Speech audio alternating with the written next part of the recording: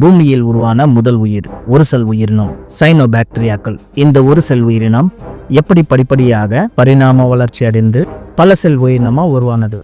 இந்த உயிரினம் எப்படி நிலப்பரப்புக்கு வந்தது?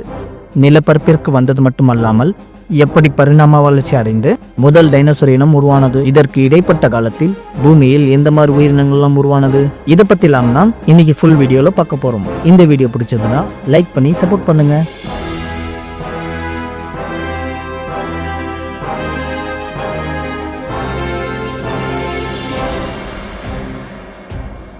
பூமி உருவாகி பல கோடி வருஷங்களா உயிர்கள் வாழ தகுதியற்றதா இருந்தது.